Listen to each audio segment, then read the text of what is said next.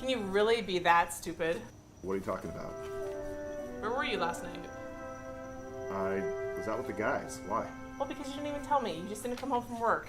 I don't think I have to report. I told you to take your allergy medicines. You're not You don't sleeping know at what was night. going You're on. snoring The all kids the didn't know. time. They were asking me 1,000 I don't ever questions, do and I myself didn't know what smart. to You tell know, them. I I'm had busy some out there items trying to to do. make Get in money your room and do instead your of just homework. sitting Don't talk to my organizing. You son go that ahead and way. organize. I'll talk to him Excuse why you're not halfway. doing the When are you budget. gonna grow I up? got some You really excuse for not just doing need to it. What are sit you down talking now. about? You just act like such a baby all the time. It just needs to get all Where's the this time. even coming Okay? This is why the kids Get don't up there. respect you. You do some act like As women, but I like told you. Like 6 in the morning, you just act My house crazy. too. I just think you right to No, say no, that. you know, I'm I'm the man of the never know house, when and you're I gonna get to tell say me. it. I It's get a lot to of beating around the bush. I'm tired. I'm tired. You're tired. But You hardly tell me what you need. I am telling you what I mean. You don't understand, but you're not paying attention. You don't listen. You're on your phone. You're working. You're distracted. So as we think about marriage, oftentimes we think about relationships that they look one way on the outside, and then on the inside, they seem to be wasting away somewhat. Well, today I want to address some of the things about how we begin to move forward.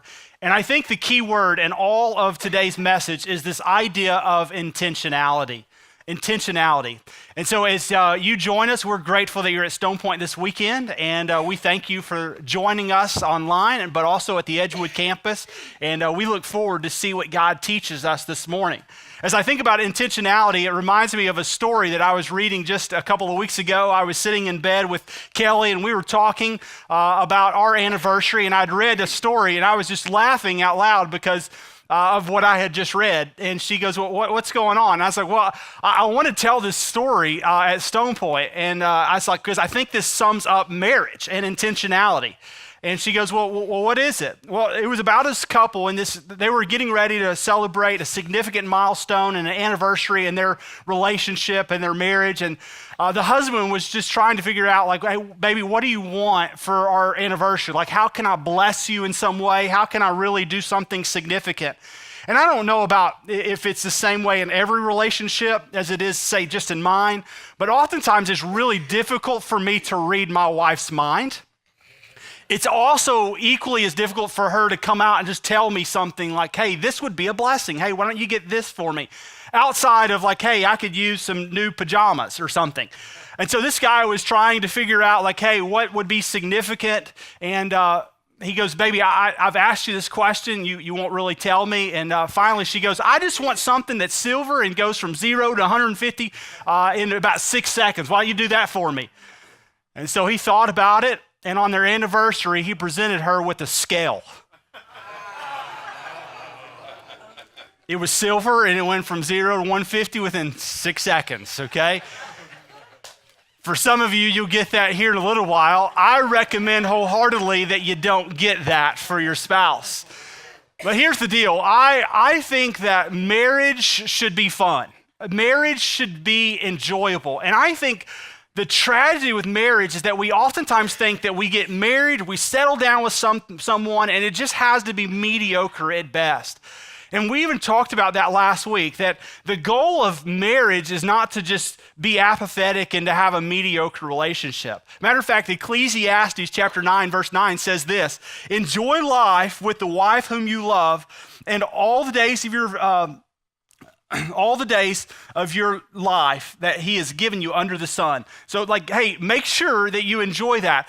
Proverbs chapter 5, verse 18 and 19 says this, let your fountain be blessed and rejoice in the wife of your youth, a lovely deer, a graceful doe. Let her breast fill you at all times with delight, be intoxicated always in her love. Now, I don't know about you, but that doesn't sound all that dull.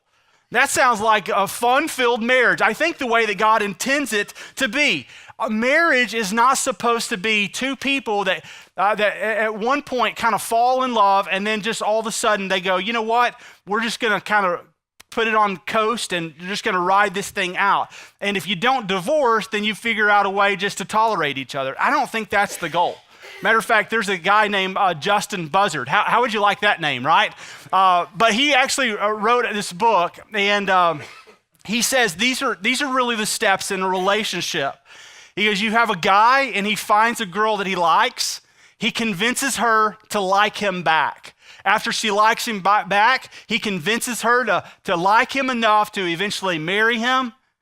they get to step 4, which is relax the relationship.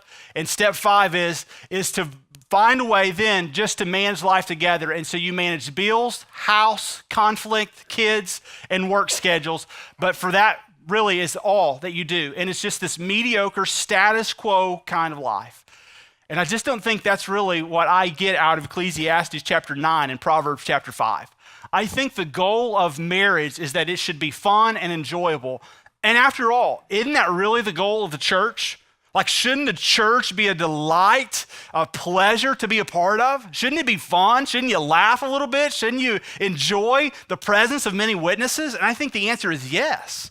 And so I think the goal is the same for marriage. Matter of fact, Justin Buzzer would say in the book, Date Your Wife, he says the most rebellious, countercultural thing that you could do in our culture is to be happily married until death do us part.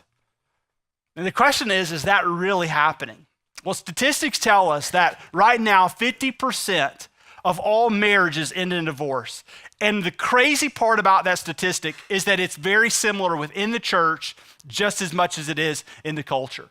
And so the most countercultural thing that you and I could do, as we've talked about this idea of marriage and life behind closed doors, is to come out behind our secrecy, pretending that life is okay, then one day filing a paper in front of our kids and in front of our spouse saying, you know what, I've been unhappy for a long time. But what if we began just to talk through some of our challenges in marriage? What if we began to be life-giving? What if we began to have conversations about how we could have healthy marriages? Because God didn't create us to have a mediocre relationship with our spouse. Matter of fact, I don't think God created us to have mediocre relationship with him. And I will tell you, I think every single relationship with your spouse will go with the ebbs and flows of the relationship you have with your Heavenly Father. If you're not desperately seeking him and abiding in him, you will not desperately pursue or seek your wife or your husband.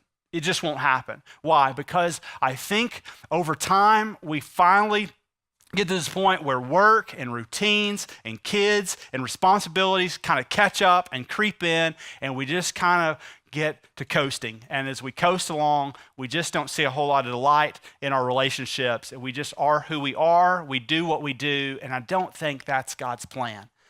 And so if that's not God's plan, then the goal is how do we improve that? And so last week we talked about just a handful of things that could really improve that. And so we talked about that you could be a selfless servant, that you could become vulnerable with your spouse, that you would not only serve them, but you would share with them what's going on in the deep crevices of your isolation. We talked about what it would look like if you were to reject mediocrity and that you were really going to pursue each other, that you would be learners of each other and learners of good marriages, that you would be disciples of other marriages that are successful. And then the last one is that you would continue to embrace the hope of Jesus and the forgiveness that he offers through marriage. And so that's kind of the goal. And so if you begin to improve, the question is how do you keep from sliding backwards? Okay? And so I'm going to just give you another practical message this week. And the goal of practicality is to remind me. And I hope that it's a blessing to you, because I don't know about you, but sometimes I'm foolish. And sometimes I have to just be reminded. And so I'll tell you, every 6 months, I set new goals for our church, for me, and for really, I think, the direction, the discernment that God has for me in the church. And I put it on a huge poster, and I keep it folded up in my backpack, and I can pull it out, and I can tell you the strategic steps that I'm going to take in the next 30 days, the steps that I'm going to take in the next 6 months, and I have to continually pull that out, and I have to continue to look at it. And here's why. Because I am apparently ADHD or ADD. I don't know. I can't even tell you the difference between the two. So there's the goal. But the key is I oftentimes just shift focus, and I can easily do that. And so I have to be reminded. And today is just a reminder to me, and I pray it's a reminder to you to continue to have a healthy marriage relationship, that life behind closed doors is not different than what you are in front of every single other person. And so the question is what do you do? I think there's just a couple of quick things. One is that you would honor one another, that you would honor one another. The goal of honoring one another is kind of the idea of Hebrews chapter 13, verse 4. And it just says, let marriage be held, but let marriage be held in honor among all, and let the marriage bed be undefiled, for God will judge the sexually immoral and the adulterous. And so the goal is not to verse 14, but verse 4, okay? And so let marriage be held in honor among all, and let marriage be undefiled. That's the goal. And so as you look at marriage, it says, hey, it should be held in honor among who? All. That's the goal. So everyone should hold marriage to be God's way of showing his grace and his forgiveness and his hope and an everlasting covenant, not only to his people, but also through spouses. And so if no one in our culture is going to really honor marriage, the question is will you? And you go, well, how do I honor marriage? I think there's a few simple ways. One is that you got to realize whose institution marriage really is. Like, whose institution is marriage? The marriage institution is not the state of California's. It's not the state of New York's. It's not even the state of Texas. We don't get the right to discover at some point what the marriage institution is. If God is supreme truth, and truth is only found in his word, then he has to be the what? Insight to what marriage is. And if he's the insight to what marriage is, and he says this is what should be honored, then the question is what is it? Well, here it is. It is two people who were created in his image who would pursue each other that are both male and female. And that they would what? Leave their father and mother, and they would cling together as one flesh. That means that they would leave their father and mother, and they would cling together. So that means that in order to honor the marriage relationship, it's not just a heterosexual relationship. It's not just a man and a woman who get together and he convinces her to like him and they live together. That's not the goal. Matter of fact, that's a distorted view of marriage.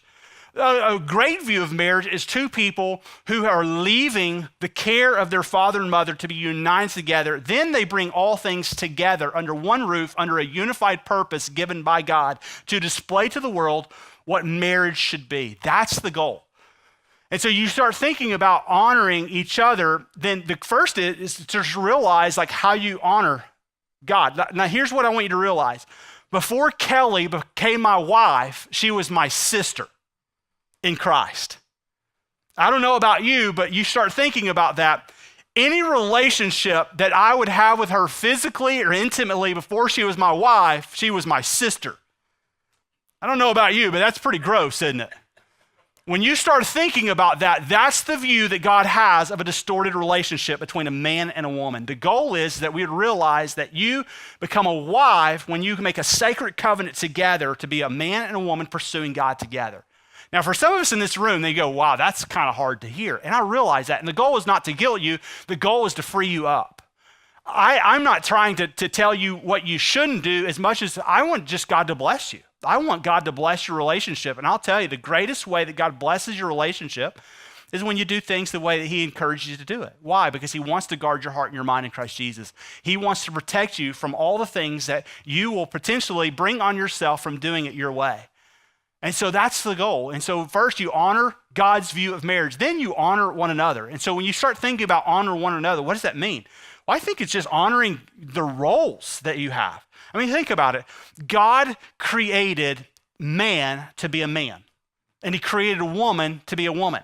Now, for us in this culture, and even Genesis 3 tells us that a woman is going to want to usurp her husband's authority. And I'll tell you, we have had a lot of tension for a long time with men and women. We see it in the workplace. We have seen it in the church. We've seen it in roles. We've seen all of those things. And I want you to hear something. I think that women are as equally important and viable as their husband. I think that a woman's role in the business place and in the church is important, very important. But what I also want you to hear is this. God has also given some roles in marriage that as they're important and they are equally important, they are different. And unless we understand and honor each other and then embrace each other's differences, we're going to continue to butt heads. And so how do we honor one another? We honor each other by going, okay, if God's the one who created the institution of marriage, then surely he's the one who defined the roles in marriage. And if he defined the roles in marriage, then what would it look like if we just embraced the differences that we had? You remember last week in Genesis chapter 3, you saw that they were naked and unashamed until they sinned and they ate of the fruit of the tree of the knowledge of good and evil. And then what? Shame came in and they began to hide all their differences. And we've been doing that ever since. What if we just uncovered our differences and said, hey, this is the way that God made me. This is the roles that we should live. And we just embrace that. And so what are they? Here it is. As a man, here's what you're to do. You are to love. You are to cherish, you are to provide for, and you are to care for your wife. You are to nurture them, to love them. You should never demean them. You should never feel like you're superior to them. You should never threaten them. You should never talk down to them. You should never use your physical strength to overpower them because it doesn't honor God in the role that he's given you. You are to be, as we talked about last week and the week before, you are to be a picture of Jesus. You are to display the love and the hope of the forgiveness of God to your wife. And you do that by a gentle meekness, not by a domineering might. Ladies, you go, how do I embrace my role? If he's supposed to lead our family, then and he's supposed to love me and cherish me, then what am I supposed to do? Here's the deal. You are to follow him and to be a suitable helper, Genesis 2:18. You are to come alongside and you are to respect him. Now you go, well, what if I don't have a man that's worthy of respect? Well, if you marry crazy, then you have to embrace 1 Corinthians 7. And that means what? That you would be reminded of that marriage can be hard. Marriage is hard, isn't it? But the key is that you would continue to be faithful in spite of a difficult situation. Now, I'm not advocating that you would stay in a relationship that you're not honored and that you're hit, or that you're physically abused in some way. What I am advocating is that if your husband is just a numbskull and he's just not wanting to follow Jesus, then here's the deal. You married that, and so be a faithful example to him as much as you possibly can. That's how you love and honor and respect each other. And so that's the goal. The second thing is that as you start thinking about this, you need to realize that if you're not going to honor your marriage, no one else will. I mean, think about that for just a second. If you're not going to honor your husband, listen, your girlfriends won't. If you're not going to honor your wife, hey, the guys that you get together with and you do NASCAR celebrations with, they're not going to honor your wife either. I want you to realize that when men and women get together and you're not honoring the covenant marriage that God has given you, your friends will try to convince you and devalue the very relationship that God has given you. And you've got to be very careful about that. And here's why. Because this is God's institution. He put you together, yoked you together because that's what you chose. And now you need to be faithful in that. And so the goal is to honor one another. The second thing, though, is as you honor each other, you got to prioritize this relationship. Like if it's not a priority to you, it's not going to be a priority to anyone else. And I'll tell you here, I think is what happens. Just as you saw that Justin Buzzard wrote in his book, step 5, you kind of start doing bills together, you do life, you have children, you do work, and you just kind of maintain the status quo.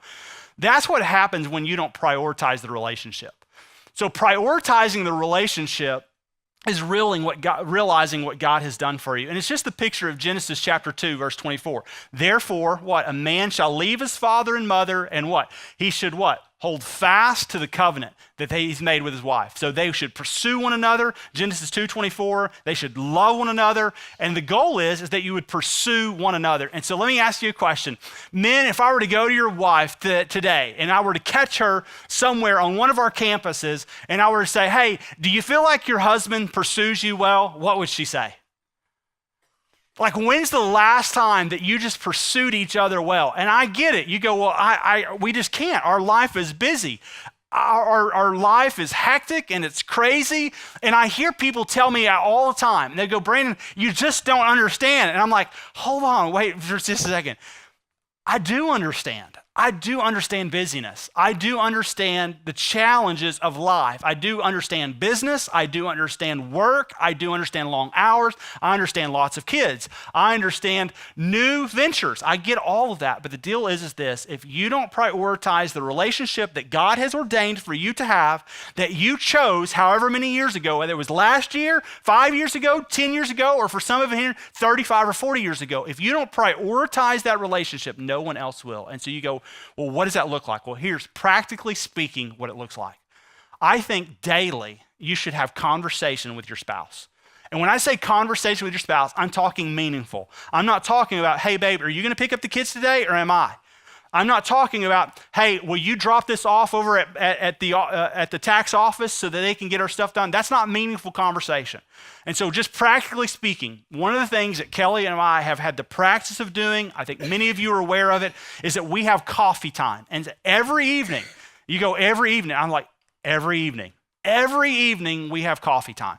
And it means that we put our kids down at a decent time and then we spend an hour, if not two, and we talk. Sometimes we pray together. Sometimes we look at Pinterest together. Sometimes we look at new projects together. Sometimes we go out in the garage and we paint furniture together. Sometimes we order plants together. It just every night can be different. And it's not like we have this set routine other than the fact that we know that we're going to put on a pot of coffee and that we're going to enjoy time together. And we do that every day.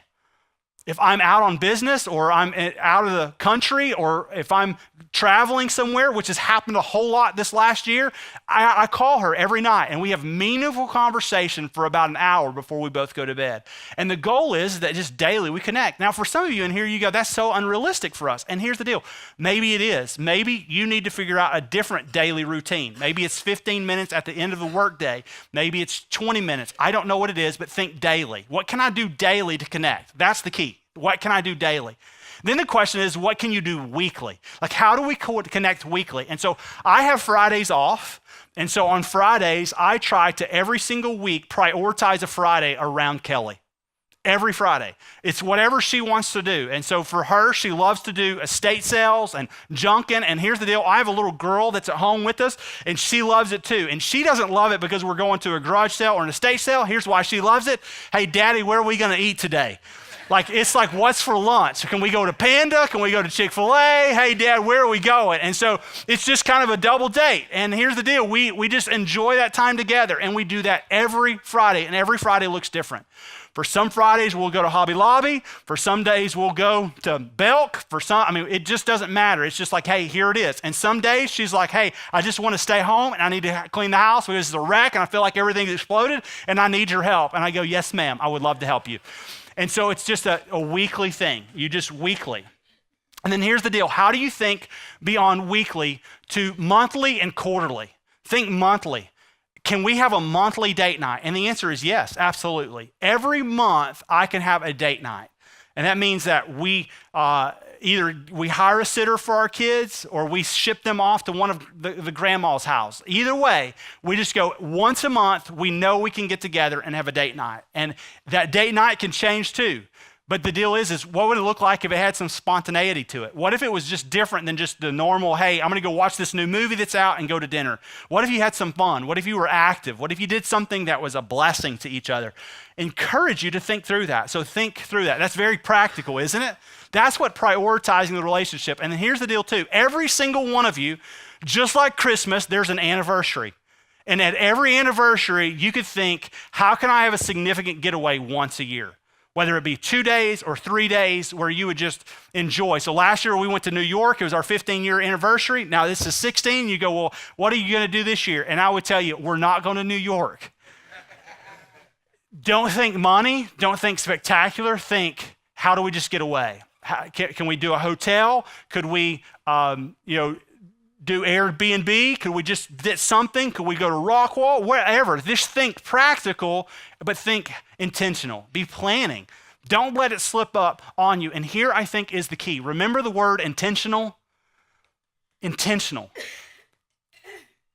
If you don't plan ahead, it will not happen. It just won't happen. If you don't figure a way out to do it, it won't happen. And so I encourage you to pursue one another and pursue each other well. So you do that by prioritizing the relationship. And then thirdly, is you purposely pursue each other. It's the idea of Philippians 2, 3, and 4, which we talked about last week.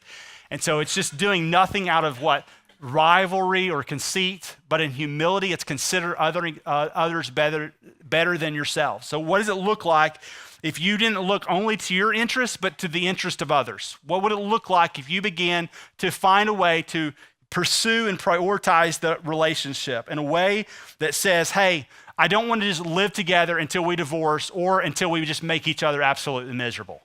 Like the goal of marriage is not to live together for the next 30 years and absolutely live on different ends of the house, different beds. And it always surprises me when I think of couples and they go, well, that's my room and that's my bathroom and that's my room and that's my bathroom. And I'm like, I struggle to understand that. And here's why, is because what happened over time is you stopped pursuing each other. You stopped honoring the goal of marriage. And see, the goal of marriage is not to be happy, but it's to glorify God. And if you were able to bring that back and you were to think, okay, pursuing and purposely pursuing each other is more about what God's doing in us and through us than it is just about us being happy, I think you've got a pretty solid goal there. For instance, think about this. If all the fun that the world sees is through your marriage, then what does the world see?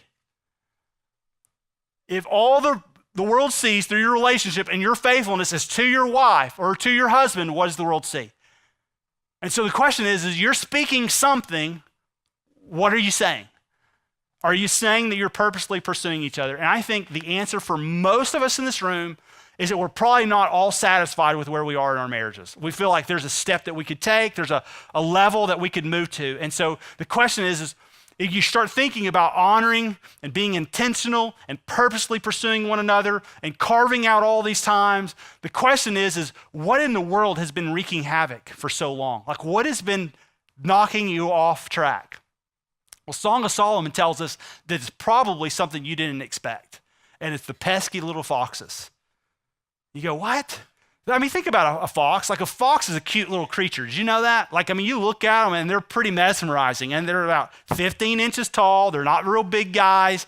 But I'll tell you what, if you were to let them go in a vineyard, they would wreak havoc. They would dig holes. They would kill things, stir things up. And they, at the end of the day, would create so much distortion in your garden that you would go, I don't think they're very cute anymore. Okay? Matter of fact, Song of Solomon says something about that. And so in Song of Solomon chapter 2, verse 15, it says this, catch the foxes for us, the little foxes that spoil the vineyards, for our vineyards are in blossom. So what is it? Catch the foxes. What does that mean? Well, here's what it means in Song of Solomon. This is a love book, right? It's talking about marriage and enjoying the relationship that you have with your spouse. And then it's like, catch the foxes. It's kind of out of nowhere. What the goal is this, find the things that are eroding away at your relationship and catch them. Just as you pursue your spouse, just as you're intentional about your spouse, just as you honor them, the thing is too, you better have your eyes open to the things that are actually the pesky, sneaky little things that are creeping into your schedules that you oftentimes don't think much about. And so what are a few of them? Well, here's a few. Just the thing, if you think, let's catch the foxes, okay? What are the foxes? One of them is just selfishness. We talked about that last week. At the heart of every problem in our marriage and in our relationship comes down to James chapter 4, verse 1, 2, and following. What is it that causes fights and quarrels among us? It is our selfishness, okay? At the end of the day, we like to do what we want to do. So think about that for just a second. If you're in here and you're like, man, my relationship is kind of dull. It's not all that exciting. It's not all that vibrant. I could be wrong, but I would say, well, I bet all you're doing is pursuing your hobbies. I mean, you're carrying her along on all your hunting trips. You're carrying her along on all your NASCAR trips. Every time you go to the casino, you're like, hey, baby, come on, let's go. But when's the last time you gardened with her? When's the last time you painted a bathroom with her? When's the last time that you looked on Pinterest together? Like the question that you just have to ask yourself is this, are you selfish? And the answer is, yeah, I think we can tend to be selfish. And so that leads to complacency. We talked about that last week. And so these are just reminders real quickly. Complacency. Complacency happens when we just slowly settle in and we are okay with mediocre results. If the display of the gospel is through your marriage, we should never settle for mediocre marriages. Ever. You should never be okay with just paying bills together. You should never be okay with just raising a few children together. You should never be okay with that. The goal is to make it vibrant and fun. And I'll tell you, I don't think that starts when you finally kick your teenager out in a couple of years. I think it starts now. They need to know what a healthy relationships look like. Another one, another pesky little thing is what I think you call social media. Just TV in general, screen time, technology, all these different things. And so in some cases I go, hey, maybe you should pursue Pinterest together. Yes, I think that's cool. But I also think you should limit your time. And for some of us in this room, Facebook consumes way too much of your time.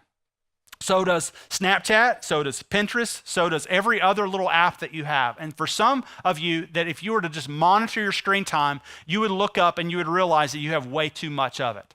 That you're sitting on your rump too much, you're watching too much TV, and you could be pursuing each other well. And that's just one of those things that you need to look at. Here's why.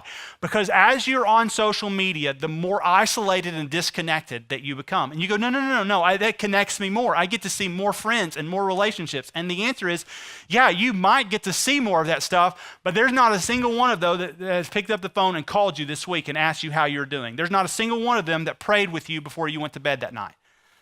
The bottom line is that you can't allow media and technology and all the other things to what? Kick us off track. And so if you go, I just need a helpful reminder about that. I encourage you to go back. And last year we did a series called Media and My Family. And we talked about how we can be Nimrods and that we can use a good thing called technology and it can become very bad in our life. I encourage you to go back and check that out because it would be a blessing to you to remind you that technology can be a problem. I'll tell you this, one of the reasons that technology has been a problem, and I know of it happening in this community, and it even happened early on in the life of our church, is that there was a person here that they entered into infidelity via Facebook, a reconnection of a past acquaintance.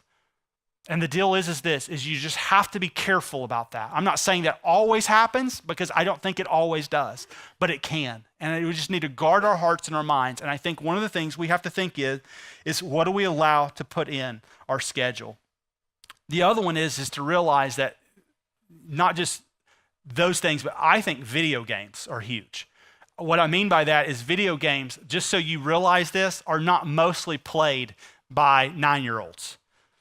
The top person right now online at midnight is a 35-year-old male adult. That is the top gamer in our society, spending thousands upon thousands of dollars on games via online. And so I tell you, there's a lot of apathetic relationships because the husband doesn't go to bed with his wife. I'll tell you, back when I was foolish, I was 28 before I had kids, and I would play video games far more than I invested in the relationship that I had with my wife. And it was a problem. And my wife was gracious, and she never really said it.